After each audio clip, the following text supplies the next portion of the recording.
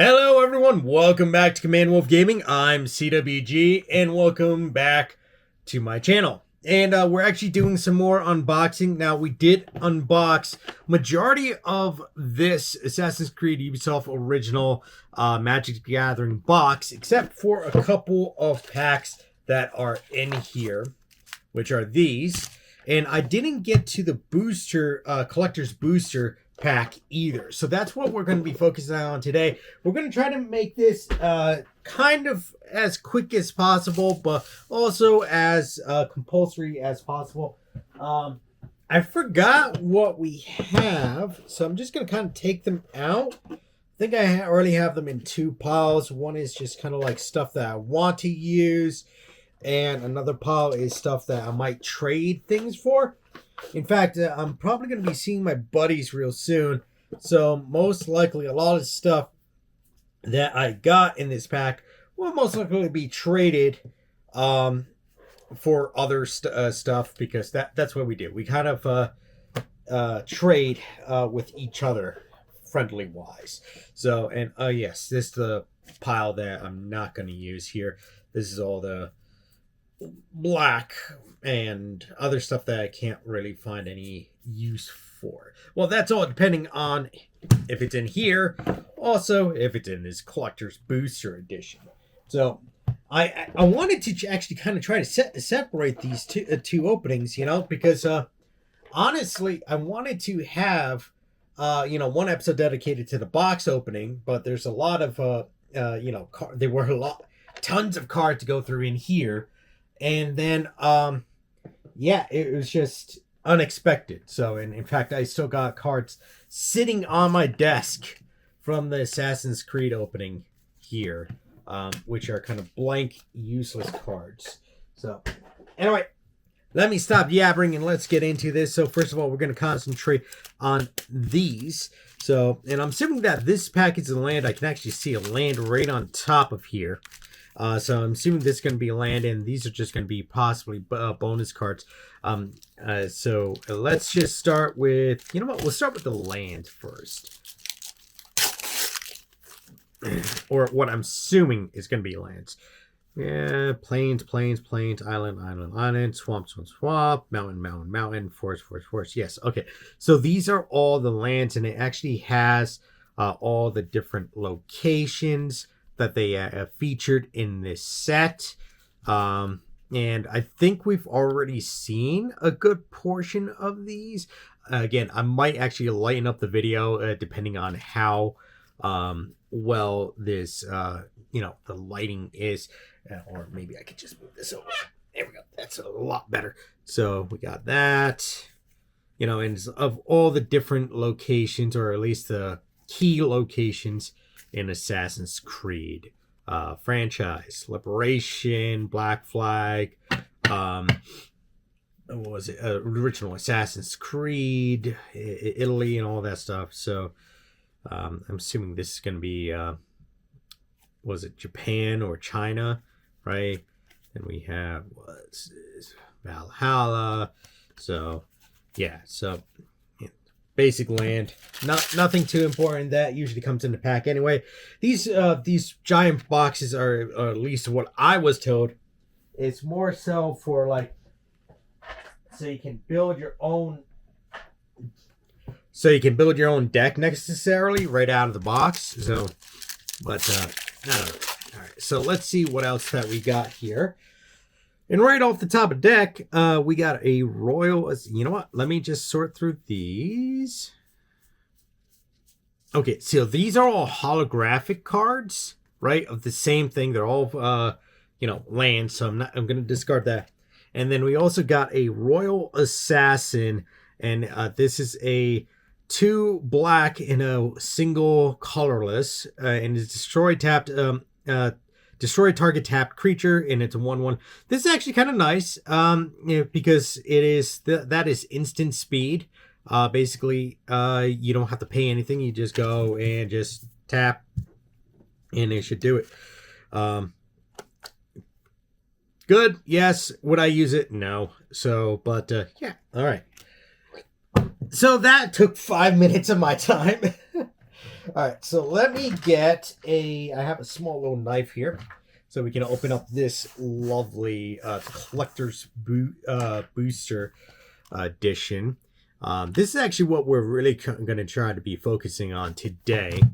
So let me I got my little tiny knife here that I don't remember where it came from. I got it from somewhere where I found it or something. All right, so I'm trying to see a spot this. Here we go.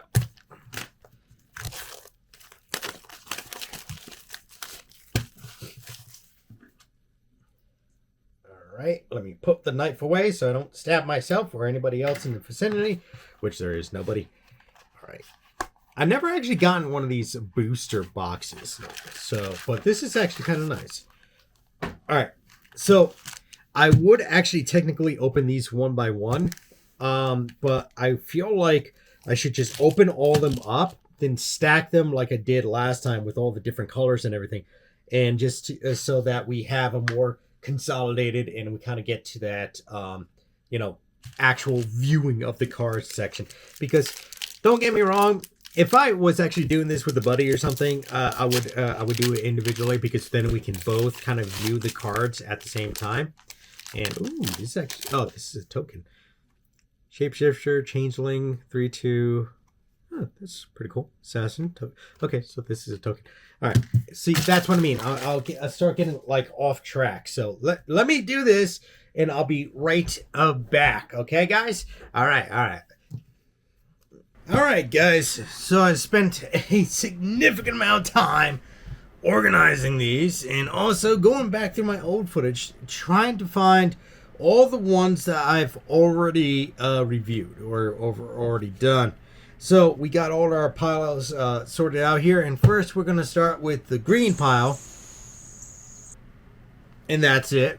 I didn't get any new green cards besides 2 cards I already talked about. That was Palazzo Archers and also the Hunter's Bow.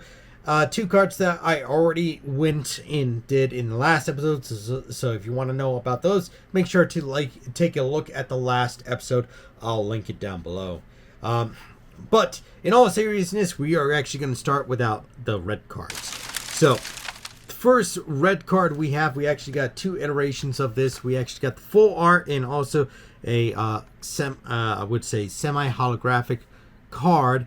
And this one is Alexius Demos of Cosmos. Actually, I'll show you guys the full art one because I like the full arts. And it's a 4-cost card. It's a red and 3 colorless, and it's a legendary creature, human berserker. It has the effects of Trample, and then Alexios attacks each combat if able. Can't be sacrificed and can't attack its owner. At the beginning of each player's upkeep, that player gains control of Alexios, untaps it, and puts a +1/+1 counter on it. It gains haste until end of turn. Now, what I do like about this card is that, well, you can't necessarily get this buffed pretty dang quickly with it exchanging hands, especially in a 2-player format game, right? You can get that counters up. Obviously, it's going to cost you 4 in a 4/4 base creature, right? But those counters will go up quickly. And in fact, I think that would be the best bonus. Now, here's the thing. What I don't like, it has to attack each turn if able. Basically, regardless if you're planning to attack or planning not to attack, he still has to swing.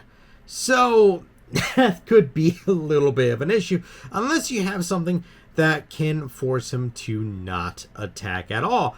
And the other thing that I do like about this card is that it can't be sacrificed by anybody, and also it can't attack you. So you can actually have this go around the field and attack other players and act all willy-nilly. Now, would I add this to a deck? Definitely. I would add this to actually probably 1 or 2 of my decks that do have a fire mana available, and I would probably use and abuse him. So, very good. Now, next one we got is Cathartic Reunion. It's a cost of 2, 1 red and 1 colorless. It's a sorcery spell, and it says as additional to cost as an additional cost to cast this spell, discard 2 cards, draw 3 cards. Now, I like this because necessarily you can use this to get rid of some cards out of your hand, right? And you'll be able to pull 3 new cards to use instead. So if you're getting a lot of cards maybe that you can't use, you might want to just get rid of them and get something else or something new pulled. So I can actually see this in a lot of decks. Now, here's the crux of this though. You gotta have at least technically 2 mana to pay and then 2 additional cards in order for this to work. If you don't have the 2 additional cards for this to work, it might not be good to have.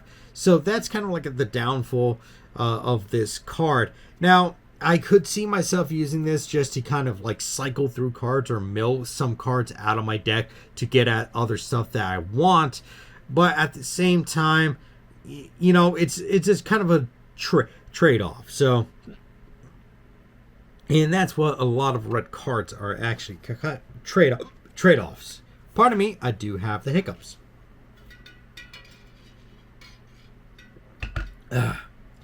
So, next one, we got 2 iterations of the same card.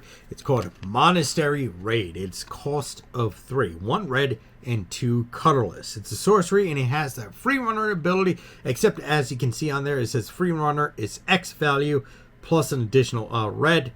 And it says exile the top 2 cards of your library. If this spell's free running cost was paid, exile the top X cards of your library instead. You may play the exiled cards until end of your next turn. So, X is actually a value of, that means any extra mana. So you can play 1 red and then any extra mana in order to get that free running bonus, which is only applied when damage is done by an assassin or a commander. So this is good for a commander deck, or if you have a heavy assassin based deck, which I'm sure a lot of standard players as of right now do have. So would I use this? Definitely. I think it would be well, but I would also be worried about actually what cards I'm taking off the top of my library and putting into exile. And also, that's another thing too. If I don't have a lot of cards that will pull from exile, right, this is kind of a moot point to have as well. But it does give you kind of 2 turns to actually pull from your exiled section and place it onto the field. So it's a 1 or 2 trade-off.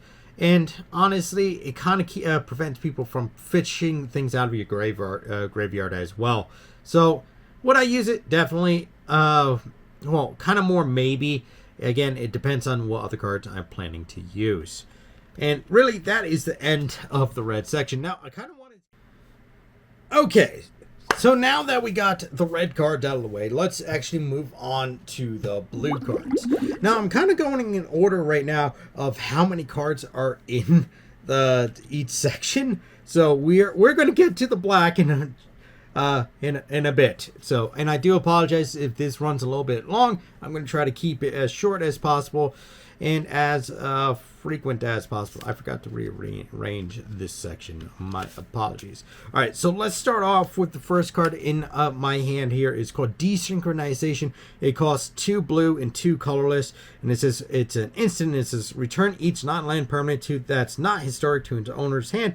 I find that actually very good. Now, if historics, from what you guys have heard and what I'm going to tell you right now, it's legendaries, artifacts, and also sagas, right? So if you have a saga on the field or a bunch of legendaries or a bunch of artifacts, you can return it to your, return each non-land permanent that's not historic. Yeah, to its owner hand. So yeah, you can do this to your own field or to somebody else's field. Yeah, I think this is, what's this? To its owner and return each non-land or permanent that's not historic. I feel like this is a whole field wipe though, which I can see kind of screw everybody up, because I can also see, like, if you don't ouch.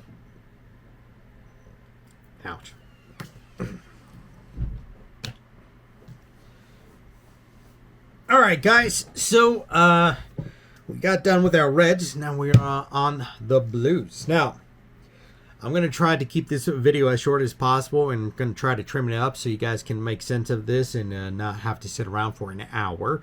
But this first card... Alright guys, so we got done with all of our red cards that we got. Now we are going to be moving on to blue, but first of all, I do apologize ahead of time. We are going to try to trim up this video the best we can so it's not too long, but there are quite a few cards that I want to talk about in this set, and obviously kind of give my opinion on them. So I do apologize ahead of time to the lengthy video. So first of all, let's move on to the blues. So this first card that I got here, it's actually a 4-cost card. It's 2 blues and 2 colorless. It's an instant card, and it says return each non-land permanent that's not historic to its owner's hand. I feel that this is kind of like a board wipe style card, right? Where it affects everybody's field. And if you guys don't remember, historic means that it's a legendary, an artifact, or if it's a saga. So if you have a lot of artifacts, legendaries, and sagas on your field, it's not going to affect those. But this could screw up some of this gameplay because it will actually board wipe also the lands as well, because those are it says non-land permanent. I'm sorry, it would not affect the lands as well. I'm sorry, I screwed that up. So no lands. So lands and historics will not be affected by this card, but everything else will can be affected by this card. So if they have something on the field that's not a legendary, an artifact, or a saga, or a land, you can certainly screw up somebody's field time with this. Would I use this? Definitely. I would definitely use this. Now, I gotta say, I'm gonna keep saying this. I do love the art that they actually come up with in these packs, and it just... I do love the old stuff, but I love seeing this newer stuff and seeing what they come up with and the art design. So, all right, so let's move on to the next one. The next one is called Assassin Gauntlet. It's actually a cost of 3. It's a blue and 2 colorless. It's an artifact equipment. And it says when Assassin Gauntlet enters the battlefield, attach it up to 1 target creature you control. Tap all creatures target opponent controls. Equipped creature gets +1/+1 and has it. And whenever this creature deals combat damage to a player, draw a card, then discard a card. Now, here's the thing about this card. I actually like it and hate it. And the reason why I like it is because it automatically attaches, and it's a cost of 3. So you can get this out in an early game. However, it's only going to give you a bonus of +1/+1. And, you know, a draw phase, right? An additional draw. So, it's meh.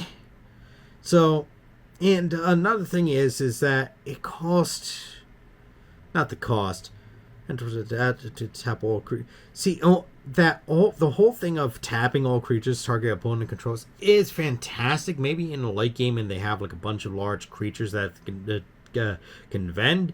That can defend, I would use this card like in a late game, but it's given such a minor amount of extra bonus, right? I guess the 2/2 is not what the +1/+1 is not what we're looking for, but the being able to draw a card and then discard a card, I think that is what we're really, really hunting for on this card itself. So being able to play it, then it automatically gets attached. All creatures get tapped, all opponents. It gives you a chance to actually swing and get another card drawn in. But here's the issue. It says draw a card and then discard a card. If you're playing in a late game and you don't have any other cards in your hand, you're going to end up discarding that card. And that's going to be kind of really a downside to this ability. You're not going to be able to build up a hand. You're just going to be cycling your card from on top of your library to the graveyard, Now, would I technically use this card in a early game, possibly to start cycling some cards in and out of my hand? But other than that, this might not be good for mid or late game. So personally, I would not use this in my deck. Maybe as a sideboard type of thing, but that's always determined as in the beginning of the game if we're going to be able to swap this in or out. So really not something I would use. Maybe in a standard type of deck, maybe you'll get some more use, because that's another thing too, that effect where it taps all the opponents. That's great, but you're only going to get that effect once. So not a fantastic card. Well, the next one we got is actually Ballad of the Black Flag. It's a enchantment saga, and it has a cost of 3. That is 2 blues and 1 colorless. And now this has a 4-stage system before it breaks. So the first 3 stages is mill 3 cards. You may put a historic card from among them into your hand. Artifacts, legendary sagas, or historics are historic. And then on the 4th turn, it says historic spells you cast this turn cost 2 less to cast. So that's actually pretty good, because then you can, if you have a lot of artifacts, a lot of legendaries, or a lot of sagas, which I doubt a lot of people have sagas in their decks, but maybe a lot of legendaries or a lot of or a lot of artifacts. This will actually help you get them into your hand, and then it does give you that bonus that it will give you a discount. Now, here's the crux of the issue, though. It's just that, well, you can get the potential of having about 9 historic cards in your available, right? Which is the maximum hand size is 7, so you're going to technically have 7, unless you have a card that makes your hand unlimited, but those are far and in between. And it's a trade-off, you know. You can get maybe maximum of 1 or minimum of 1, maximum of 7 that you'll be able to play. Again, this is all based on, however, if you're going to be able to pull artifacts, legendaries, or even sagas. So would I use this? Technically, I think I would, right? I do have 1 or 2 decks that actually have a lot of artifacts in there. And I think my one deck has a lot of legendaries. So I think I'll possibly do this as a sideboard type of deal.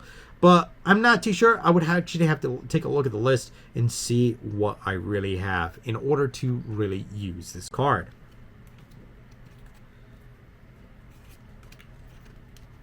So the next card, we actually have 2 of the same card. So I'm just going to fold this over like this so you guys can see it.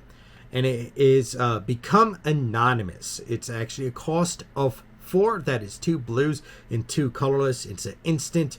And it says exile target non-token creature you own in the top 2 cards of your library in a face-down pile. Shuffle that pile, then cloak those cards. They enter the battlefield tapped. Now, what I kind of like about this is it'll get your card out of danger. So if somebody targets your card and you want to protect your card, you can necessarily take that card and create it into another one, so breaking that enchantment. So if it, let's say, Path to Exile has been played, or a Cage of Hands, you can necessarily pull that card out of that situation and get it kind of into a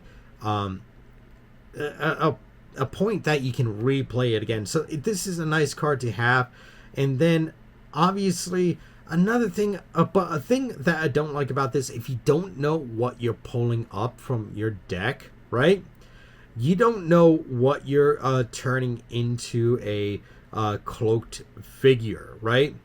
And the only way that it comes undone is if it's a creature card. In fact, in this bottom portion, which I'm going to read for you, it says, to cloak a card, put it onto the battlefield face down as a 2/2 creature with ward 2. Turn it face up anytime for its mana cost if it's a creature card. So technically, if it's a land, you lose a land. If it's an enchantment, you lose that enchantment. If it's another instance or a sorcery or an artifact or any number of other cards that aren't creature cards, you're going to end up losing that card. So it is a kind of a crapshoot. But it does give you a chance to protect one of your high value cards. And I would say this is maybe, it all depends on what you have. If you played a scry and you see, hey, look, these cards are not going to be good anyway, I can see it. Maybe in the late game, but in the early game, not so much. And when I say early game, I don't like turn 4 early game. So I don't know. Maybe mid, maybe late. But for me, this, again, sideboard, maybe a type of deal.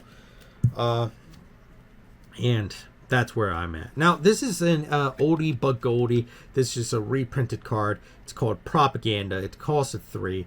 It's 1 blue, 2 colorless. It's an enchantment. It says creatures can't attack you unless their control pays 2 for each creature they control that's attacking you. It's a very simple card. Basically, it's a taxation on enemies, creatures, causing the so basically, if they have a one creature that's attacking you, they have to pay 2 mana in order to allow that attack to go through, unless they break that enchantment first.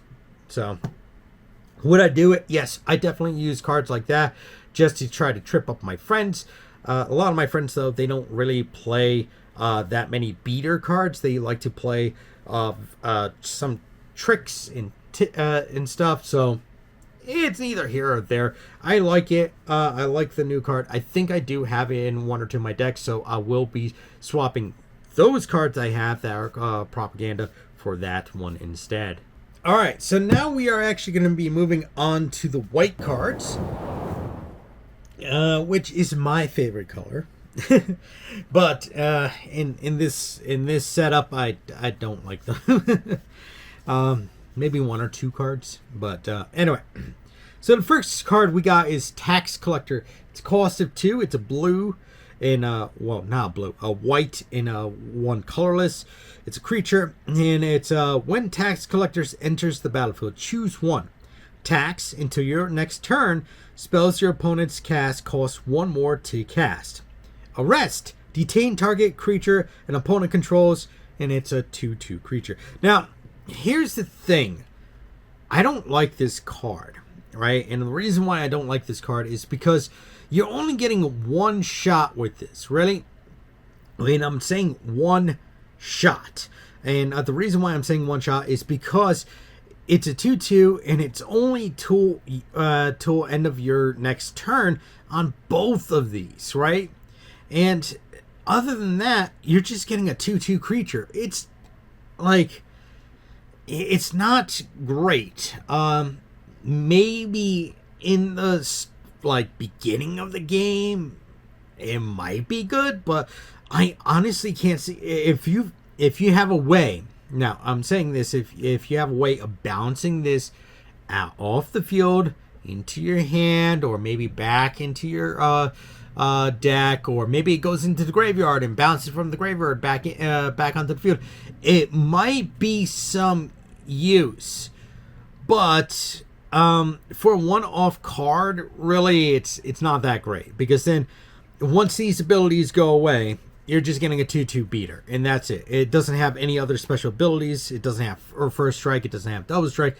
It doesn't have anything that is of worth value for this card. So I'm going to say this is a big no from me. So next card we actually got 2 of the same card, and it's Layla Hazan. Now I'm going to show you both cards like I usually do. We got a full art and a common card. So let me actually read this off for you. And I do apologize for screwing up the names here, but her name is Layla Hazan. It's a cost of 4, 1 white and 3 colorless. Sorry, 3 colorless. It's a human assassin, first strike. When Layla Hazan enters the battlefield, and whenever 1 or more assassins you control deal combat damage to a player, return target historic card from your graveyard to your hand, and it's a 3/4. You know what? It's not that bad. When I say it's not that bad, because when you put her on the field, you get a historic card back. Again, historic is artifact, artifacts, legendaries, and sagas. So that would be fantastic. And obviously, since she is a assassin, pardon me, it would also trigger on that. Yeah, other than that, she's 3/4 first strike. So technically, that's even that alone is actually pretty good, right? Because if you're paying for 4 and you got a 3/4 with a first strike ability. First strike is a fantastic ability. I remember that was introduced in Champions of Kamigawa. That's with the first set that I actually played, Champions of Kamigawa. So, would I use her? Maybe. I'm gonna have to talk to my buddy a little bit more to make sure I got the text right.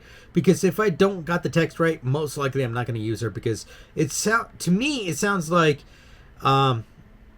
it's like you got to do both on the same turn, right? In order to get that ability to trigger. Then if it is that, then it's kind of useless, right? Because then you won't be able to pull any more historic cards, right? But if it's the way I'm thinking, is like when we put her on the field, or whenever one or more assassins you control deal combat damage, then you can get a historic card. That's how I'm kind of interpreting it. But so this is going to be a maybe. I'm going to have to consult with my buddy on that one. Pick his brain, you know. Now the next one we got is actually a 3-cost card. It's called Distract the Guards. It's a sorcery card. It has free running, which is a cost of 2, 1 white and 1 colorless. Free running is basically if an assassin or a commander deals damage, you can pay that cost.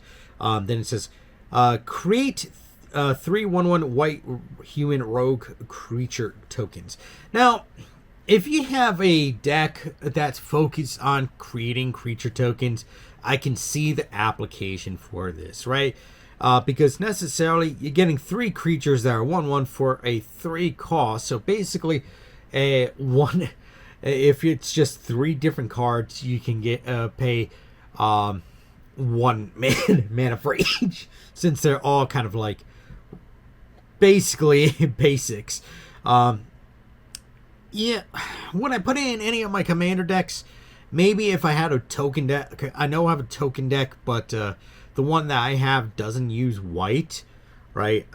So I don't think I'll be able to use this card specifically, but maybe one of you guys will be able to. All right, so next one is we got 2.5 of the same card. So when I say 2.5, I mean I got a common card, hollow common, and then I got a full art. So let me actually show you. Here's the common, here's the hollow common, and here is the full art. Now let me just kind of read off what this is. So Sinu, Keen-Eyed Protector, with a cost of 2. That is a white and a colorless, and it's a legendary creature. It has flying vigilance, and you can tap it. And exile Sinu, Keen-Eyed Protector. You gain 2 life and scry 2. When a legendary creature you control attacks and isn't blocked, if Sinu is exiled, put it onto the battlefield attacking. You know, it's not that bad, right? It really isn't that bad for a 2-cost creature, right? You're getting a flying vigilance creature that's a 2/1, right? It's not that bad for damage. The real key ability here is that whole tap, and you exiling it to get 2 life, and it's scrying 2. Now, in Commander, I know 2 life is not really that great, you know? We're talking about, you got 60 health, and obviously that is huge amount in comparison to this. And the scry is great, because then you can see what's going to happen next. But, yeah, the only other thing is the legendary creature. And I know with Commander, you have to have a legendary creature as your commander, right? So yeah, it might actually help out, like to deal with a little bit extra damage, right? But it's a bird that's pecking at you, you know? So I'm just gonna put this as a maybe for some of my decks. Maybe I can work something else. I really gotta take a look at my decks to see how many legendary creatures I have in there, because other than the commander itself, because the commander can often gets destroyed and kind of like moved back into the command field, and they get more expensive.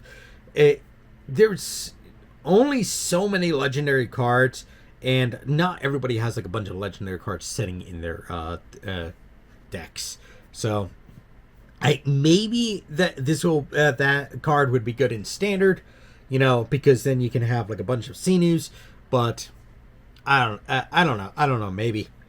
So this next card is called Rest in Peace. It's a 2-cost card that's 1 white and 1 colorless. It's an enchantment, and it says when Rest in Peace enters the battlefield, exile all graveyards.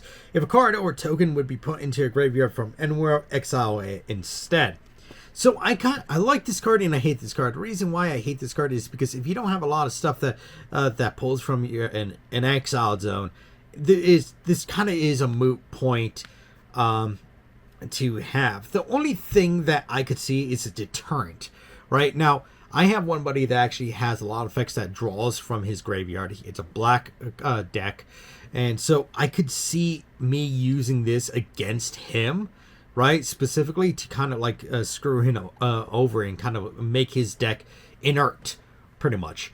So this is kind of more of a sideboard type of thing. You got to really know who you're playing against if you decide to use this specific card. Now, if you do have a deck that's centered around exiling cards and pulling from that exile, which seems like a lot of these cards are in this set, then I would say this actually has some use for you. So, but for me personally, it's a sideboard type of deal. So next we got a card. It's called What Must Be Done. It's a 5-cost card that is 2 whites and 3 colorless, right? And it's a sorcery, and it has 2 different abilities. You can only choose one of them. So the first ability is Let the World Burn, and it says destroy all artifacts and creatures. Now, for somebody who, like me, who plays a lot of artifacts and a lot of creatures, that is something that could be very, very dangerous to use. So that would be something that you would do to kind of screw somebody majorly over, since this is a area effect spell. Now, the second part is Release Juno, and it says return target historic permanent card from your graveyard to the battlefield. It enters with 2 additional +1/+1 counters on it if it's a creature. Now that is actually kind of nice if you're using a lot of legendary creatures, or if you have a legendary creature specifically in your graveyard. So you kind of get it's a flexible card, right? It's still a 5-cost card, but it still has its flexibility of choosing 1 or 2. Now, if it had a flashback cost on here, I would say this could end up a little bit devastating, because you can, let's say, blow up the field, then pay the flashback cost, and then use this again to release Juno. That would be astronomically broken. Now, would I use something like this? I might keep something like this as a sideboard again. Reason being, because I got to see what I have in regards to legendary, if I have, or creatures specifically.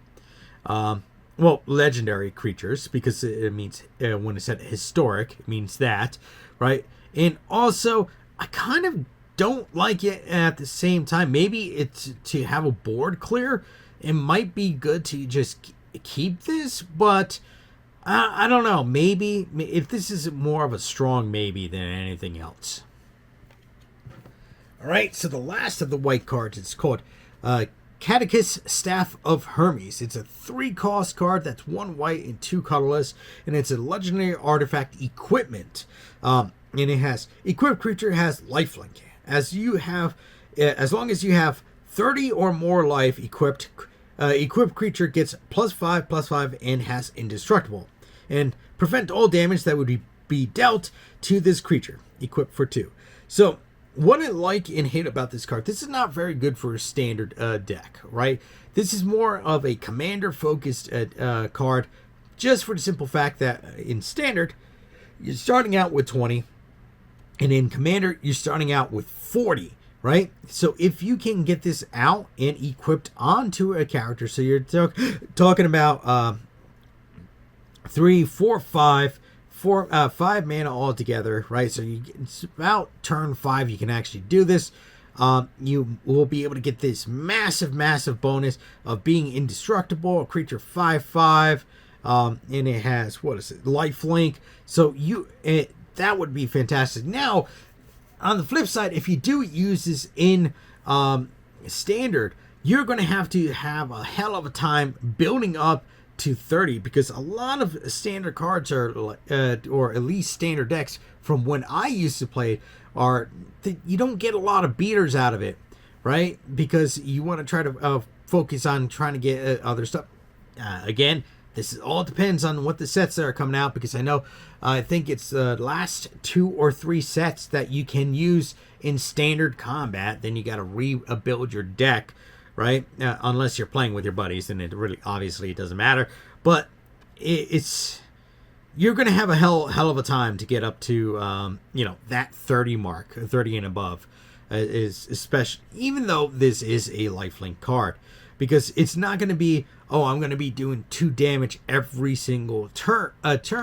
You got to think about, well, I'm going to be doing 2 damage this turn, then next turn, I don't want to attack this turn because they have something else on the field or whatnot. So it's just, you're going to spend a lot of time trying to get up to that 30 points, where in Commander, most likely this will be a better application for. All right, so we are now on to our artifact equipment. So basically, colorless style equipment, or colorless just mana in general. So the first one we're going to talk about is Hidden Blade. It's a cost of 2. It's an artifact equipment. It has flash. When Hidden Blade enters the battlefield, attach it to target creature you control. If that creature is an assassin, it gains death touch until end of turn. Equipped creature gets a +1/+0 and has first strike. Equipped for 2. Now, here's the thing. I like this and I hate it, right? First of all, the reason why I like this is if you're already attacking, right, with a creature and they decide to not do any blockers, you can flash this in onto your creature and then do some additional damage to that person or to a creature, if they're blocking. Now, my thing that I don't like about this is that this is a minor bonus. When I say a minor bonus, I mean, like, we're talking about very, very small. And the reason being is because it's low-cost equipment. And the reason why I'm saying, because you're not getting the full use out of this card. Yes, you're getting flash, right? And you might be able to get death touch and first strike. Okay, that all sounds great. But the real bonus is having this, you're going to be getting +1/+0 in first strike. But the real bonus is that death touch. And that death touch is not going to be able to work unless you're using it on an assassin. So in this case, I'm just going to use this card. See, this says assassin on here, right? Underneath their creature type, human, assassin, pirate, right? So if you're not using this with an assassin, you're not getting the full potential out of this card. And yes, you're getting first strike, which is a great ability, and yes, you're getting a minor buff to your attack. But other than that, it's not like fantastic, because you really would want to pop this out when somebody decides to defend, let's say, a small creature, and you'd be like, okay, I'm going to play this, and it automatically equips, giving it a death touch, and that creature is dead. So if you're attacking with, let's say, a 1/1 creature, and somebody blocks with a 5/5 creature and be like, yeah, I'll just get the guy off the field, right? I don't want to take any damage. This would work fantastic if that 1/1 was an assassin. And in this case, other than that, it's not a great thing. I would put this as like a maybe in most commander decks. In current standard, most likely I would use it, just for the simple fact that we are in the Assassin's Creed franchise right now, and I think the next one is Bloom something or any other. I don't know. So, but again, Standard and competition wise, it's the last two or three. I keep forgetting. Anyway, on to the next card. I can yabber about that all day. So the next card, it actually has a joining card, and I actually looked up the rules on this because I was very confused. So I got 2.5 cards again, one being a common card, one being a full art card, and one being this is a hollow full art card right there. So let me actually kind of read off this. So this is the Animus, right? It's a cost of 2. It's a legendary artifact. At the beginning of your end step, exile up to 1 target legendary creature card from a graveyard with a memory counter on it. Into your next turn, target legendary creature you control becomes a copy of target creature card in exile with a memory counter on it. Activate only as a sorcery. What I like about this is you can necessarily power up a low-level legendary creature. Most legendary creatures are actually fairly powerful in their own right, but if you have another legendary creature that you want to be able to use, right, you can pull it and exile it and use it. Now, here's the crux of the issue, though. Actually, no, there is no crux. So, the memory counter thing, I actually had to look up the memory counter because I was very confused on that. And I found somebody on Reddit was asking about that too. And what was being interpreted is that once this card exiles a legendary card, it puts a memory counter on that legendary card so you can use it. So, honestly, I like that. I like that ability. I really do. I can see myself using this and just trying to crank out a legendary card. I feel like this is great if you have a lot of legendary cards or legendary creature it doesn't say legendary.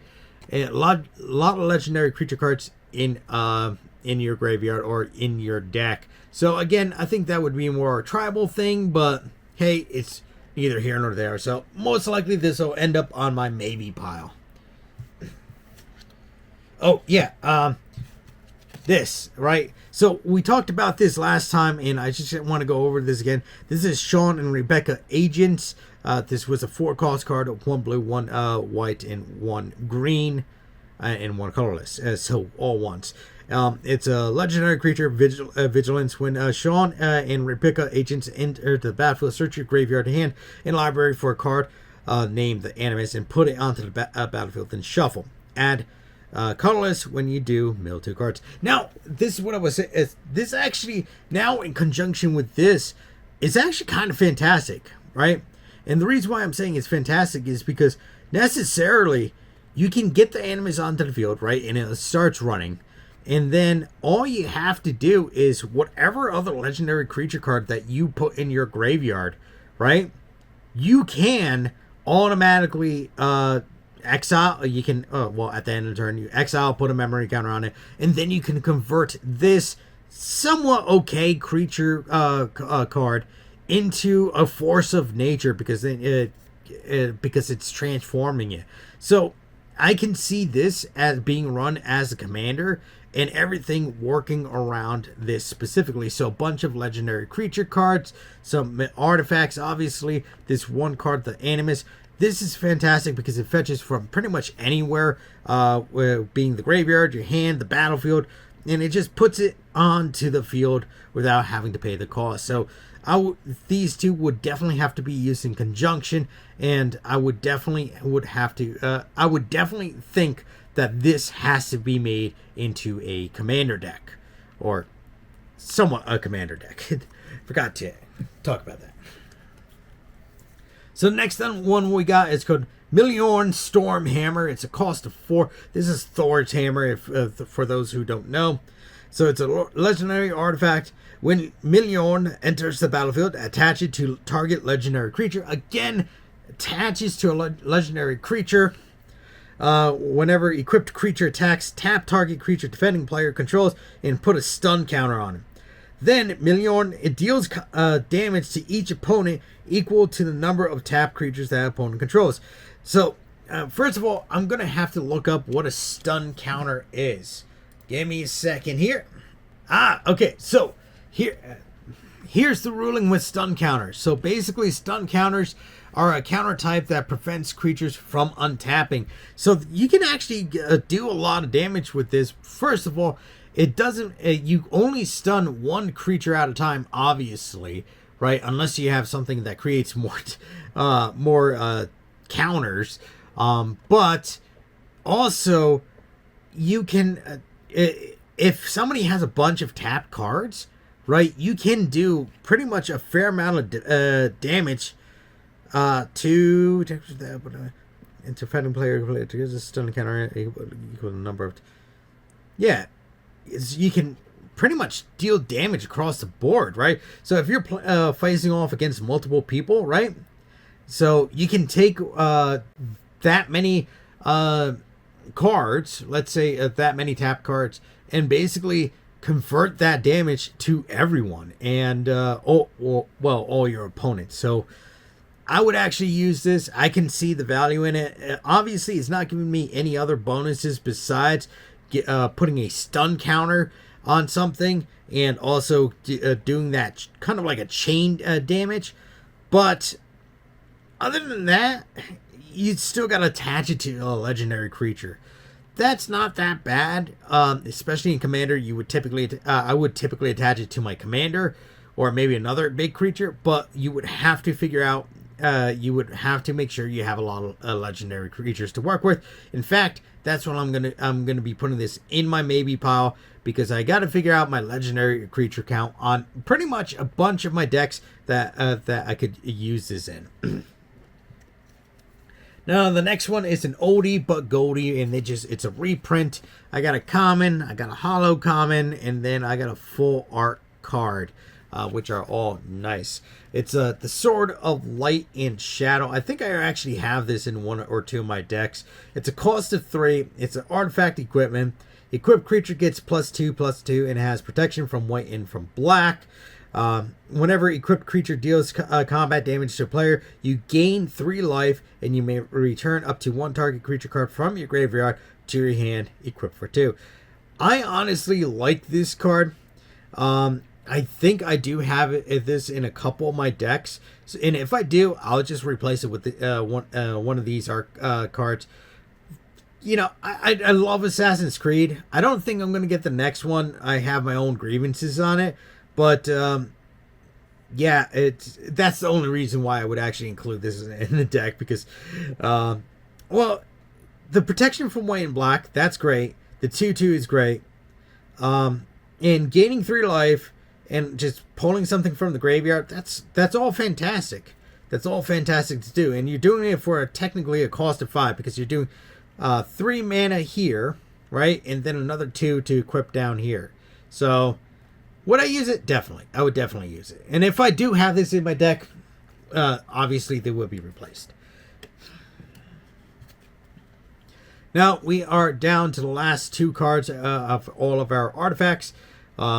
So this next one is Apple of Eden Isu Relic, and it's a cost of 4.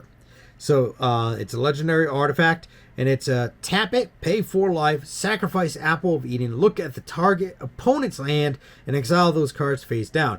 You may play those cards in this turn, and mana of any you may play those cards this turn, and mana of any type can be spent to cast them until end of turn. Whenever you play a land or cast a spell this way, its owner draws a card at the beginning of your next end step. Return the exiled cards to their owner's hands, activate only as a sorcery. Okay, so this is a one-off artifact equipment, because you use it once, it blows up, but it does a whole bunch of stuff. So first of all, you're doing 2 things. You're burning life, you're sacrificing this card, but you get a chance to actually play cards from another person's hand, which can be actually very fantastic if you can use it in conjunction with other cards to put creatures or equipment or other stuff back into the opponent's hands. Then you can use this to basically fish those cards out of an exile zone, and then they get to draw a card, and you can use their stuff for pretty much well, it would be not next to nothing, because it would be a lot of mana to just do that, because you're looking at a cost of 4, and then you're doing at well, in whatever the cost of the card is, not necessarily. So the best benefit is that the person gets their hand back, the opponent gets their hand back, and they get to draw a card if you play any of the cards.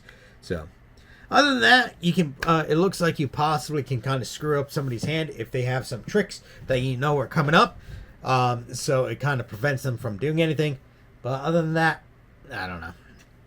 So the last card we have is actually the highest cost card that I have to date out of this set. It's called Excalibur Sword of Eden, and it costs 12 mana of any type. That it could be 12 plains, 12 mountains, 12 islands, 12 forests, 12 swamps, or a weird combination of all. And it says this spell, or even 12 colorless mana. There is a thing called star mana, which is colorless, which was introduced in the Eldrazi set. In fact, it's still kind of around. You can kind of see it in some of the cards. They have that indicator on there. In fact, this guy has it. It's that symbol right there, that star symbol. So, and anyway, Excalibur Sword of Eden costs 12, and it's a legendary artifact equipment. This spell costs X less to cast, where X is the total mana value of historic permanents you control. Again, historic permanents are artifacts, legendaries, and sagas. Equipped creature gets +10/+0 and has vigilance. Equipped legendary creature. So this can only equip to a legendary creature. And the only real bonus that this is really giving your creature is a +10 in vigilance. And it's just +10 to offense and vigilance. This might be a good defensive card in all aspects, right? Because then necessarily if somebody tries to attack you, you can take them out, as long as you're not putting on a super weak card like a 3/3 or a 2/2. But it gives you a chance to have a huge monster card to swing with. Now, would I use this? I technically think I would. I think because this has a lot of application in several of my decks, or a couple of my decks that I have, which actually have a lot of artifacts and legendary creatures and sagas. Well, I'm talking more about artifact sides than that. I can think of two decks that I have that have a bunch of artifacts that I would use this in conjunction to. To. So if you have a deck that has a lot of legendaries, artifacts, or sagas, I would actually put this in there to just kind of give you a little bit more of an edge.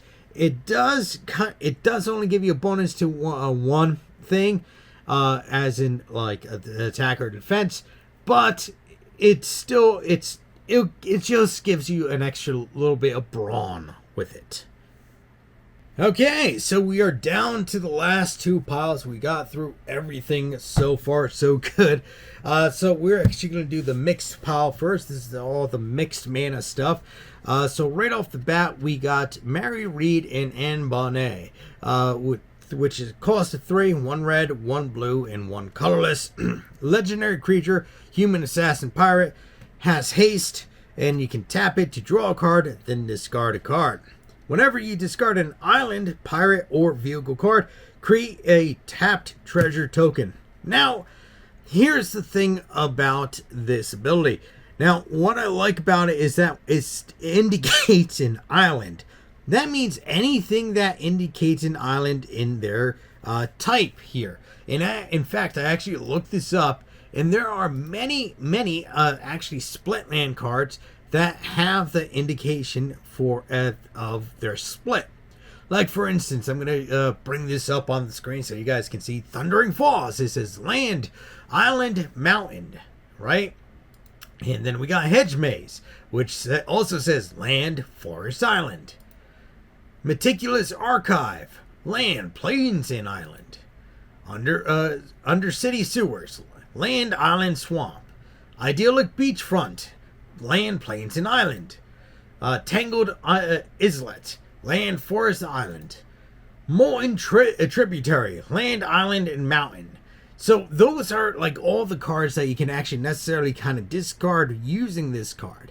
Now, here's the issue with this though, right? Since it's really focused on only 3 different types, which are islands, pirates, or vehicles, you're kind of very limited to what you can get rid of, right? So other than, let's say, islands themselves, let's say you're playing your deck and you have a red and blue deck, and it's not focused around any vehicles or pirates per se, or you don't have any vehicles in the deck, you're really counting on that island type so that you can kind of burn it to get the bonus out of here, right? But it's just kind of like almost a one-trick pony. Now, I can see this if you're doing a tribal deck and you use pirates, right? I can totally see you guys or anybody using this. Maybe you want to use this as your actually commander, because since this is a legendary creature. I do like the ability to draw a card and discard a card, because then it does give you a chance to actually discard cards that you're not going to use in your hand, right? But who am I kidding? It's most likely in late game where you're going to be like, well, I don't need mana right now. I need other things that you're not going to be able to get that. It's not really going to be able to use this secondary ability. So would I really use this? I highly doubt I would use this. Maybe if I use that Kamigawa set that came out recently. I forget what the actual title of it was. Return to Kamigawa or something like that. They had a lot of vehicles in blue. So most likely I would use that in conjunction with this. Maybe do a little bit tribal, right? And then maybe that would work out. Yeah, just kind of some food for thought, right? Now, next one is actually a cool one. It's called Bleeding Effect. It's an enchantment. It costs 4. That is 1 black, 1 white, and 2 colorless. At the beginning of combat, on your turn, creatures you can control gain flying until end of turn. If a creature card in your graveyard has flying, the same is true from First Strike, Double Strike, Death Touch, Hexproof, Indestructible, Lifelink, Menace, Reach, Trample, and Vigilance. So, see, that first part is fine, right? At the beginning of combat, on your turn, creatures you control gain flying until end of turn. If a creature card integrate, so here's the thing, though. You really want this for the second ability. The first ability is nice to have, right? You can give your creatures some flying until the end of the turn. Then obviously it's just going to sit there and do nothing. But if you have other creatures already with different extra abilities like First Strike, Reach, Double Strike, Flying, whatever, you can give your other creatures that. I actually look for cards like this to actually spread out the abilities among my creatures, just so that I have, let's say, if I do have a creature that has First Strike, then all my other creatures can get First Strike. I try to look for those sometimes. It's just to kind of try to get balance out the deck a little bit more, trying to make it more, synchronized with each other, so they're not all just kind of like doing some basic thing like, oh, it's just gonna come in and do this. It's doing something extra. There's an extra ability to it, you know. So now, would I use this in any of my decks? Now, if I had a black and white deck, which I do, I just have not finalized it. It's been years since I actually tried to finalize it, and I might use this in that deck.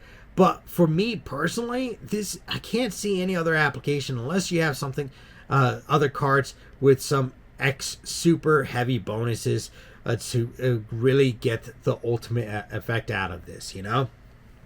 So, next card you have is actually a vehicle. Speaking of vehicles, it's the Jackdaw. Now, I got 2 holographic. It's the common holographic and the full art holographic. So, it costs 3, red, a blue, and a colorless. And it's a legendary artifact vehicle. Whenever Jackdaw deals combat damage to a player, you may discard your hand. If you do, draw a card for each artifact you control. Crew 3. Now, this is actually another card you might want if you have a lot of artifacts. in your deck, and you just kind of want to filter this out. It really does give you a chance to kind of like filter your hand. Now, this is a little bit troubling with a crew of 3. That means you need to at least have one creature that is a 3/3, or you need to have multiple creatures that add up to a 3/3 in order for this system to be used. Now, it is otherwise it just kind of sits, right? Because vehicles have to be crewed, and that's where the crux of vehicles come into issue. They have to be crewed in order to actually get the most bang for your buck. And it's only a 4/4. That's another thing too. It's a 4/4 as well. So it's just you know, and it's not really turning into a creature. It's staying a vehicle. So that's another thing too. So would I use this? I can see an application for it in some of my decks, but I only really have 2 decks that are artifact centralized, so maybe I will put this on the maybe board and kind of consult through my deck and figure out if I really want to use this or not. So now the next one is Edward Kenway. I actually like the art on this card, and I'll show you in a second. It's a 5-cost card. It's a red, a black, a blue, and 2 colorless, so that is 5. And it says, at the beginning of your end step, create a treasure token for each tapped assassin, pirate, and or vehicle you control. Whenever a vehicle you control deals combat damage to a player, look at the top card of that player's library, then exile it face down. You may play that card for as long as it remains exiled. So you might want to actually use this with conjunction to Jackdaw, right? Just for the simple fact that you can crew the Jackdaw and get the bonus out of here. And it says whenever a vehicle you control deals combat damage to a player, look at that the top card of that player's library, then exile face down, and you can get to play their card. This is and I love this card because it's actually highly texturized in the background. In fact, I can actually feel it, and I think you can kind of see it, right? But there is a lot of texture going on in the background here. And I actually feel I'm a little bit upset just because it is a black card, or else I would use this in one of my decks. I think I will end up making him into a commander deck and having him as the main commander. Maybe adding a bunch of vehicles, a bunch of pirates to have a more of tribal aspect of it, right? Because it says pirate and or vehicle, and maybe add a bunch of assassins as well, because honestly we do have a bunch of assassins that we can work with, not just from this set but from previous sets that we can do. But for my current deck values, probably not. I would not be able to use this. Now if you want to use this in standard, I could see the case use of it in standard, but you would really have to have pirates, assassins, or vehicles in order to make the most out of it. And the only vehicle that I've seen so far in this set is the Jackdaw. So for me, that's going to be a big no until I decide to actually physically work on a deck with him. So next one is Ezio Brash Novice. I actually got 2 cards. I got a holo here, nice little holo, and also the full art that is holo as well. So Ezio Brash Novice, it's a 2-cost card. It's either a red or a white, and then a colorless. I say it's 2 costs because that split mana cost right there, that indicates that you can either pay the red or the white cost in order to use this card. So when Ezio Brash Novice attacks, put a 1/1 counter on it. As long as Ezio has 2 or more counters on it, it has first strike and is an assassin in addition to its other types. Now, the one thing I was actually upset about with this, right, is that we have in so many different sets where you can take your card and you can flip it over, right? In fact, in one of the more recent sets called Midnight Hunt, and that is with a bunch of werewolves and vampires, when they transformed, they actually flipped over and they had a different card along the back with a different set of abilities, right? And back in Champions of Kamigawa, there was actually multiple cards where they had a card like this, right? And all you had to do was turn it like that. So you had the other creature over here. So basically, one creature, two creature, and it had that information underneath, and they indicated what their attack and defense was. So I'm very upset that they didn't, they're not doing that again, and they just kind of left it as is. Now, I know this is highly, oh, we got to get counters on it, right? I understand that, right?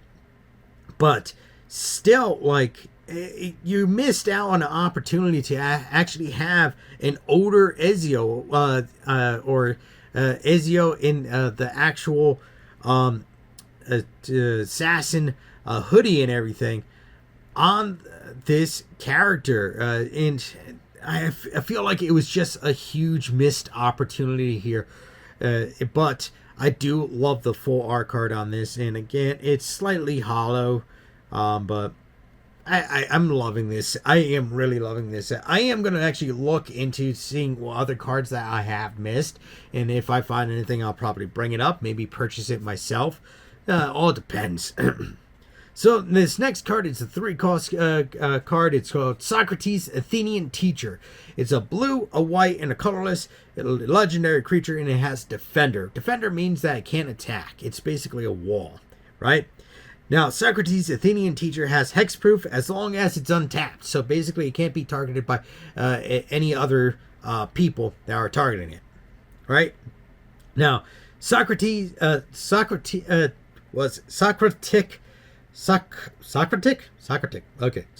dialogue. You gotta tap him until end of turn. Target creature gains. If this creature would deal combat damage to your player, prevent that damage. This creature's controller and that player each draw half that many cards rounded out. Now, I kind of like this idea behind this because you can actually get some additional cards drawn. Now, I don't think I see a use for it. Well, I kind of see a use for it, me personally, but I think my buddy who actually has a deck called a Hug deck, right? I feel like this would actually work great in his Hug deck because he wants to benefit himself as well as his opponents. Right. In fact, he's won with that deck multiple times as well. So, but I could see him actually using this because really all you're doing is giving somebody a chance to draw some cards. Now, it's again highly dependent on what card you're attacking with. So if you're attacking with Ezio here, right, which is a 1/1, you're only going to be able to draw a 1/1. If you're attacking with Jackdaw here, you're going to be doing a 2, right? Because it says half the value rounded down, right? So, again, highly situational. Would I use it? Personally, not, unless I decide to build a deck around it specifically.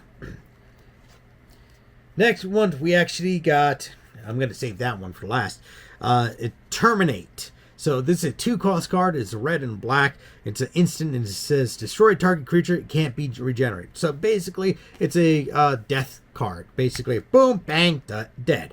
Nothing more to it. I can see this going in a lot of red decks, a lot of red and black decks. And in fact, I think some people already actually have this. And I think this is just a reprint, just with a different character on here, as you can see there. Now, the last one is actually one that I was kind of waiting for. Now, I got 2.5 cards here. Again, one being common, one being hollow common, and the other one being a full art. So here is the common. This is the hollow common. And this is the full art, right? So this is Javi the Allfather. Now, if you don't know who Javi is, it is actually it's a play on Odin the Allfather. So Javi the Allfather, it's a 6-cost card. It's a white, a green, a red, and 3 colorless. And it's a legendary creature, god warrior. Javi the Allfather has indestructible as long as there are 4 or more historic cards in your graveyard. Sage Project. Whenever Javi or another legendary creature you control dies, return target legendary creature card with lesser mana value from your graveyard to the battlefield tapped. So this is actually a nice card to actually fetch for legendary creatures out of your graveyard.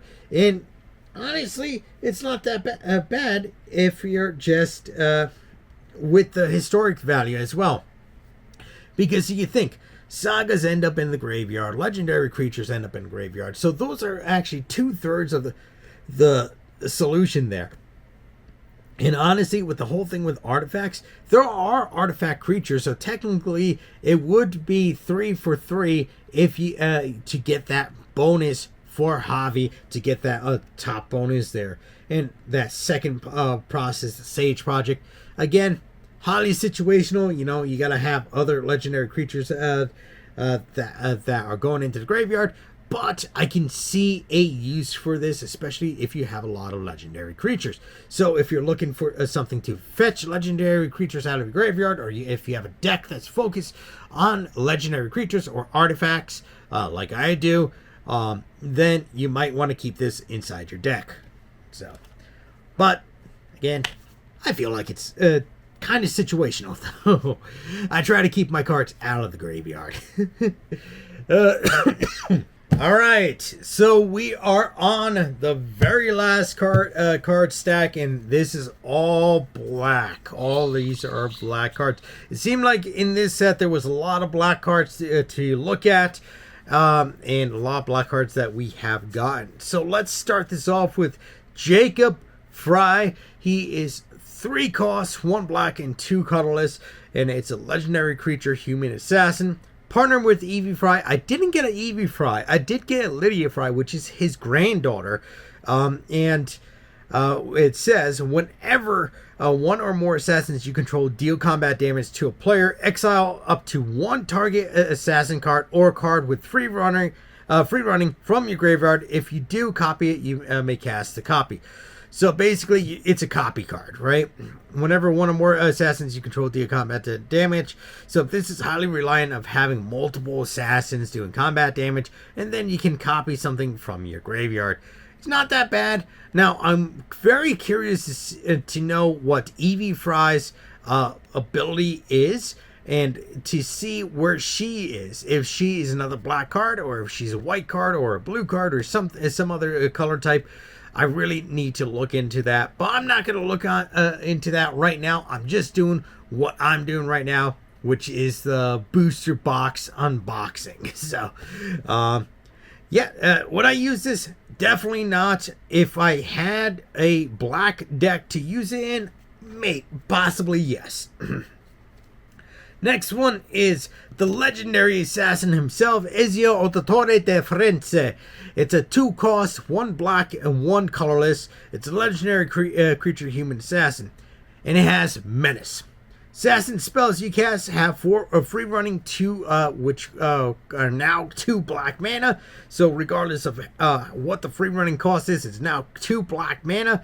And whenever Ezio deals combat damage to a player, you may pay, and this is actually all the colors. This is white, blue, black, red, and green. If that player has 10 or less life, when you do, that player loses the game. Basically, they have to have 10 life or less. And I'll be right back. I gotta take care of my doggo. Let me show you this real quick. And it's basically a quick win card. Probably more suited for, standard. If you're going to use this in a commander deck, you're going to have at least all the cards of the all the mana color cards. All right, buddy, let's go get you out. All right, and we are back. Doug has been taken out to pee, and he's also been given his evening meal. All right, so we are now back, guys. Took a bit of time to take care of the dog. He's all settled now, so we can continue on with the last couple cards of this unboxing. So, next card is Assassin Initiate. It's a 1 black card. It's a creature human assassin. You pay 1 of any color, so colorless. Assassin Initiate gains your choice of flying, death touch, or lifelink until end of turn. And it's a 1/1. So, honestly, not too bad. Yes, you can probably pay this multiple times, since this is just a simple pay 1 mana, but then you would probably want to do, like, let's say if you want to do Death Touch and Lifelink, right? Or Lifelink and Flying, or Flying and Death Touch. You can do that when you can pay some extra to get those abilities in, and it just helps you out just a little bit. For 1/1 it's not bad. It really is not bad. Would I use it? I definitely think I would use it, especially since it does have this little bonus here of, hey, look, I can pay any type of mana to make this extremely better, give it better effects, and I can pay that multiple times. It doesn't say that you can only do it once, right? Because it's not forcing you to tap it or anything. So I would say that I would use this card, not in any of my current decks. Maybe I'll work on something. I did say before that maybe I would use Edward Kenway, who is a blue, black, and red. So maybe he'll go into that deck. Maybe I'll work around that. Maybe I'll do a pirate tribal deck, because I think there is a bunch of pirates that I could use, especially from Assassin's Creed as well. All right, so next one is actually, I got 3 for here. I got 2 full art cards. One is holographic and one is a standard holographic. So here is the standard holo. Here is the full art. And here is the holo full art design. All right, so let's talk about what this card is. So this is a black market connections. It's a cost of 3. It's 1 black and 2 colorless cards.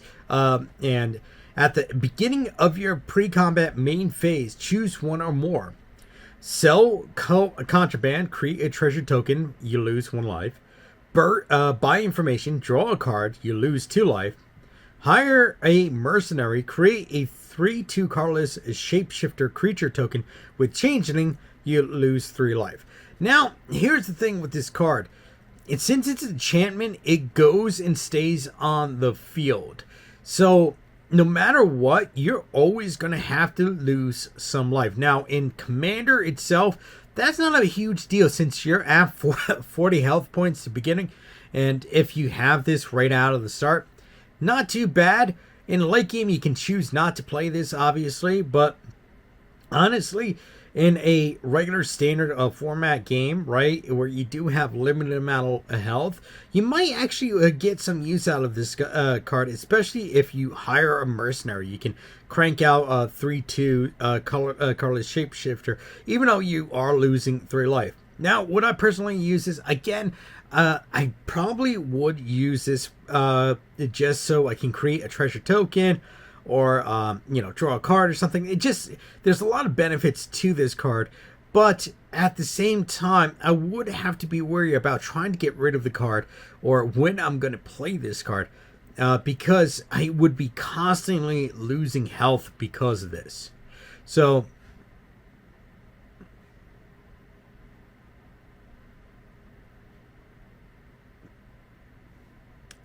I'll be right back, but personally, I probably would not use it. Alright, so that was just my dog making noise, so I am back. So Black Market Connections, I could see the case use of it, but I also want to have a plan to actually get rid of that card instead of keeping it on the field, especially when I get in lower health. So I really would want it, and I don't want it. So I just need a strategic retreat from that card. So next card we have is a Fatal Push. It's a cost 1 black, and it's an instant. It says destroy target creature if its mana value is 2 or less. Then it also has a Revolt ability, and it says destroy that creature if it has mana value 4 or more, 4 or less. Instead, it says Revolt. Destroy that creature if it has mana value 4 or less. Instead, if a permanent you control left the battlefield this turn.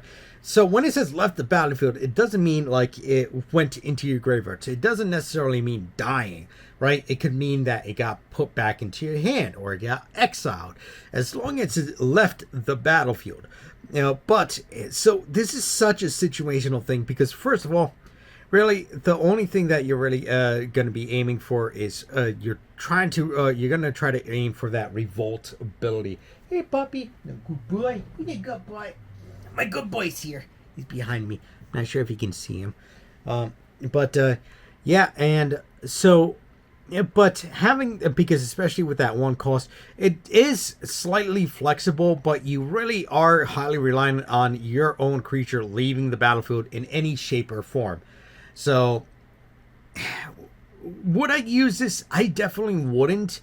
Unless I know I have something to either bounce my creature into my hand, into the graveyard, or exile. Just do something that I can trigger the revolt effect on here. Because honestly, that top effect, that destroy target creature with 2 or less mana, there's not many creatures that have 2 or less mana. And in a game like the game formats I play, we usually don't have creatures that are 2 or less mana unless they have so much energy, or like does a special ability. So my puppy just sat down. Let me just show you guys. Shadow, are you not gonna look at me, my pupper? My pupper. I'm right here. Oh, you're a good boy. You're such a good boy. I love you. I love the good boy. Alright, I'll leave you alone so you can relax. Oh boy, jeez. Alright, so now that we got the puppy break, or my puppy break, we can move on to the next one. Now we got another, again, 2.5 cards here. So this one is Roshan Hidden Master, and let me actually show you. Yeah. So we got the standard, we got the hollow, and then we got the full art. So let me read this off. So Roshan Hidden Magister, not Master. It's a 3-cost card that's 1 black and 3 colors, or colorless, like I like to say. It's a legendary creature. Other creatures you control are assassins in addition to the other types. The same is true for creatures, spells you control, and create cards you own that aren't on the battlefield. Face down creatures you control have menace. Whenever a permanent you control is turned face up, you draw a card and lose 1 life. So let's actually reread that again, because I think I kind of blanked out on that one. Other creatures you control are assassins in addition to the other types. Okay, so it's forcing the assassin archetype on all creatures, right? The same is true for creature spells you control and creature cards you own that aren't on the battlefield. So that means everything that's not on the battlefield. So if that's in your deck, in exile, everything. So just everything. Everything is an assassin. Face down creatures you control have menace. So if you have an ability to place cards face down, which we did see several in this set, or at least a couple in this set, and whenever a permanent you control is turned face up, you draw a card and you lose 1 life. Okay, so I can see the actual benefits out of this, right? And especially because there are actually cards that will give you some additional bonuses to having the same type across the board. And I think one of those code is banner something. I actually have it for one of my decks, and it's for my werewolf tribal deck, and where that, since the archetype is werewolf, everybody that shares that title actually gets a additional bonus in comparison to how many other werewolves there are. So it would be like if you have 4 werewolves on the field, one of your werewolves is going to get an additional 3 points for those other werewolves, and so will the rest. So they all kind of spool into each other. So I can see that being part of a good tribal deck, maybe a deck that you can have with cards playing face down, so you get the menace effect, and obviously losing that 1 life just for flipping a card over doesn't sound too bad. I gotta say that. So next card is a conspiracy. So the conspiracy, it's a 5 cost card that is 2 blacks and 3 colorless. And as a conspiracy enters the battlefield, choose a creature type. Creatures you control are the chosen type. The same is true for a creature, spells you control, and creature cards you own that aren't on the battle. So it's the same thing as Rose San Hidden Magister, except you get to choose whatever the creature type is. Again, can see this in a lot of black decks. I honestly wish my werewolf deck was black, so I can actually get the most bang for the buck out of this, right? But yeah, it's basically the same ability as Roshan. Would I use it? Definitely, but I don't have a deck set up for it. So the next one I have, again, 2.5. So the first one is a standard card. Second one is hollow. And the third one is the full art. Reflective. Okay, so let me just read this off. And it says, Royal Assassin. It's a cost of 3 that is 2 black and 1 colorless. And it says, destroy target tapped creature when you tap him. And it's a 1/1. Now, would I use this? Honestly, the only real effect that I would really be paying for is destroy a target tapped creature, because I don't think I would really attack with him, especially since it's only a 1/1. And you really got to make sure that the enemy is tapped. So it's really a case use type of deal. Again, now in Commander, would I use this in Commander specifically? I don't think so, because just having a 3 cost for a destroy a tap target creature, there are hundreds of cards that do this ability so much better and so much quicker and so much cleaner than having to summon this on the field, and then you got just like a simple 1/1 creature that can be instant destroyed by anything. So would I use this in Commander? No. And would I use this in Standard? I definitely would say no, unless you're gonna use him to attack as well. But again, case use, and you really gotta target a tapped creature to really get the bonus out of there, right? All right, so we are down to, I'm sorry, I had another Royal Assassin as well, and with a alternative art on here that looks like Ezio of the Torre de Firenze in one of his locations. So, go figure. I didn't realize that. Okay, so last one is Cover of Darkness. It's a 2 cost card. It's 1 black and 1 colorless. And it's an enchantment. As Cover of Darkness enters the battlefield, choose a creature type. Creatures of the chosen type have fear. Very simple and straightforward. If you have a tribal deck, you want to actually use this card with that tribal deck. Again, I could see this with so many tribal decks because of its intended use. It's intended to create this huge fuss, right? Especially since enchantments are not really that hard to break, but they are something that you would have to target instead of targeting something else. So this is kind of a bothersome thing, but I could see, I honestly probably would trade this to one of my buddies that could better use this, but in the same sense, I think I wouldn't release it to them because I know how they are with their stuff. Anywho, that is all the cards that I have in this episode of, or this unboxing. I'm sorry it took me so long to get to this unboxing, but I feel like we got a lot done. And my pup is currently sleeping on the floor. So I actually I have my stuff separated in here now, or I tried to, and it's just getting messy because there's not enough cards in this box. But if you want to see some more unboxings, let me know. It would probably be sporadic because right now I am not in a situation that I can just simply go and spend the money to get like a whole bunch of different cards and everything. In fact, even this was kind of a little bit on the expensive, a little bit more on the expensive side. And so you're probably not going to see another one of these for I would say a good while for now. So, but I think I got a good amount of cards that I can sort through and kind of figure out what I want to do with them, you know? So, I know I'm going to probably switch out a bunch of my lands for these lands from the Assassin's Creed set. So, but anywho, I think that is about it for now.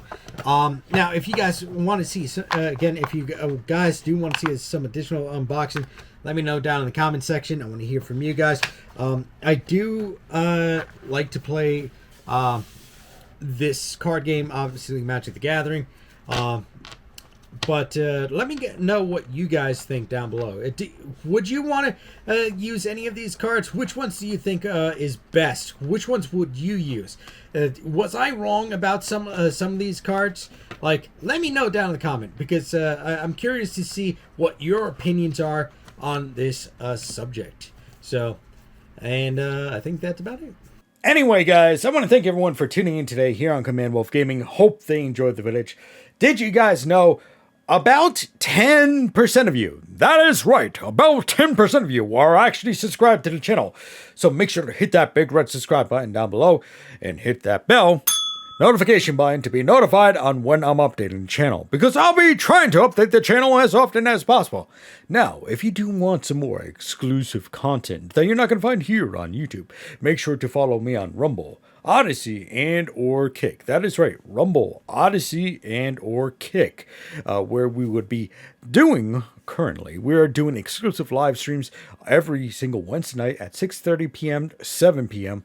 Eastern Standard Time. That's 6:30 p.m., 7 p.m. Eastern Standard Time. That is every single week, and it's only going to be on Rumble, Odyssey, and or Kick. Now, if you do want to join the greater community and be notified on when I'm updating the channels, make sure to follow me in the Discord. I don't have a Discord link down below.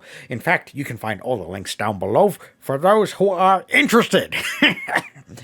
Now, last thing here, if you do want to help support the channel, make sure to take a look at our merchandise link.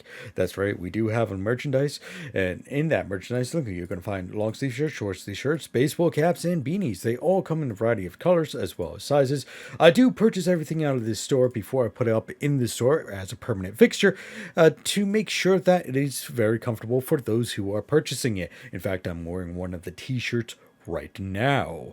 If merchandise is not to your appeal, you can also leave a tip in the tip link down below. Now, I know on Rumble and Odyssey, they do have their own tipping system, so if you want to do it on there, that is fine as well.